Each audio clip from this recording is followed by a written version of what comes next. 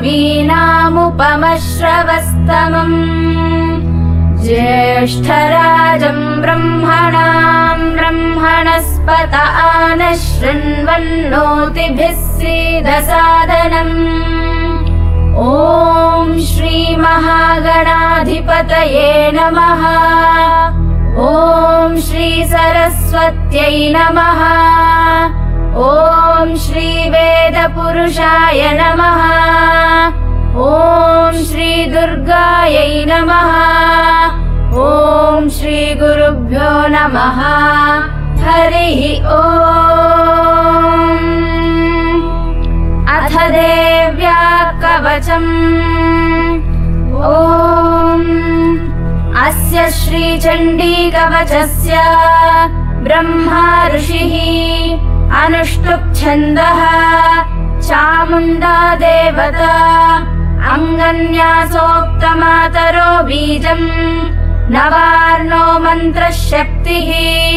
दिग्बन्धदेवतास्तत्त्वम्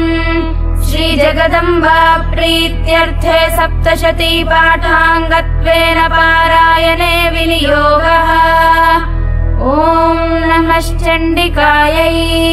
मार्कण्डेय उवाच यद्गुह्यम् परमम् लोके सर्वरक्षाकरम् नृणाम् यन्न कस्यचिदाख्यातम् तन्मे ब्रूहि पितामह। ब्रह्मोवाच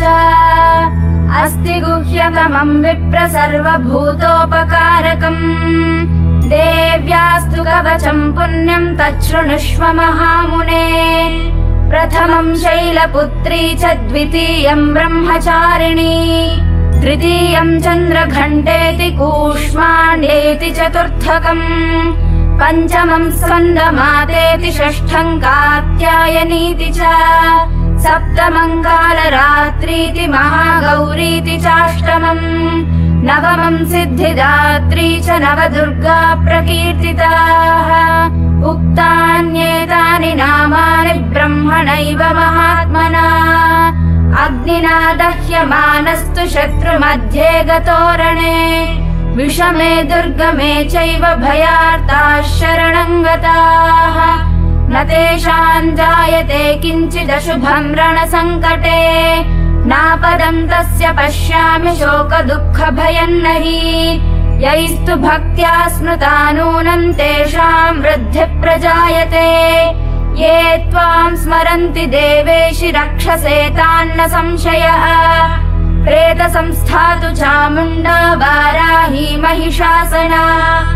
ऐन्द्री गजसमारूढा वैष्णवी गरुडासना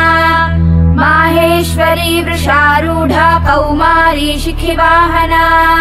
लक्ष्मी पद्मासना देवी पद्महस्ता हरिप्रिया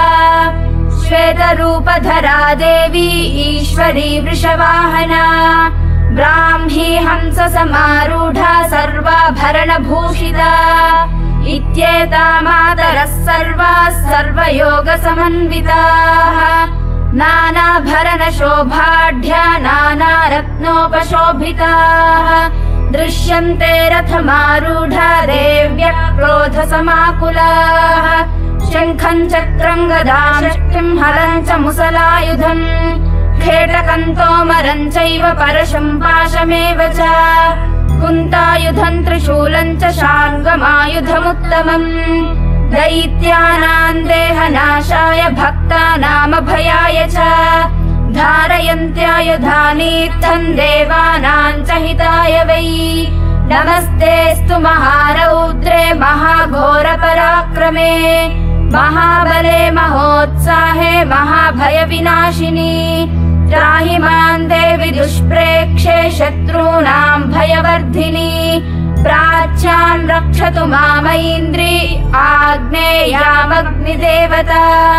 दक्षिणेव तु वाराही नैऋत्याम् खड्गधारिणी प्रतीच्याम् वारुणी रक्षेद्वायव्याम् मृगवाहिनी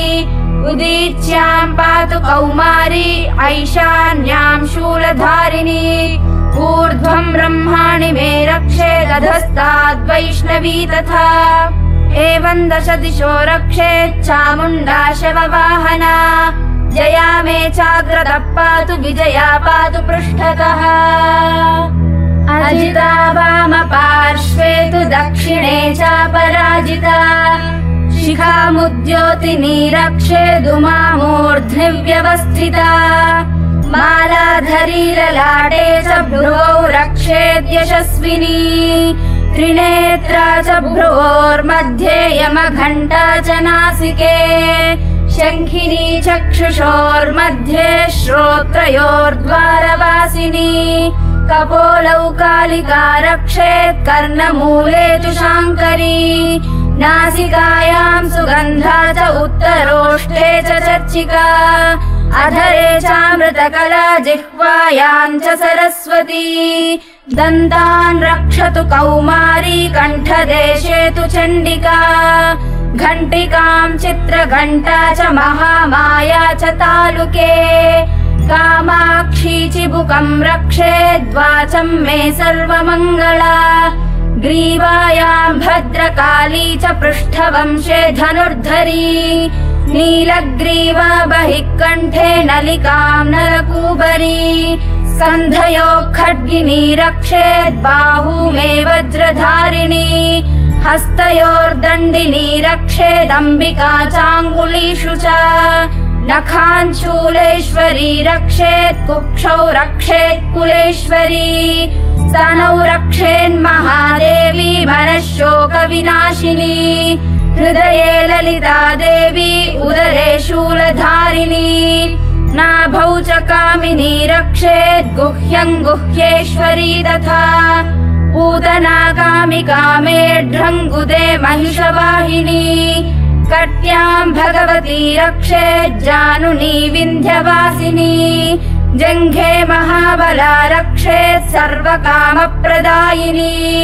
गुल्फयोर्नारसिंही च पादपृष्ठे तु तैजसी पादाङ्गुलीषु श्रीरक्षेत् पादाधस्तलवासिनी नखान्दंष्ट्राकराली च केशांश्चैवोर्ध्वकेशिनी रोमकूपेषु कौबेरी त्वचं वागीश्वरी तथा रक्तमज्जावसामांसान्यस्थिमेदांसि पार्वती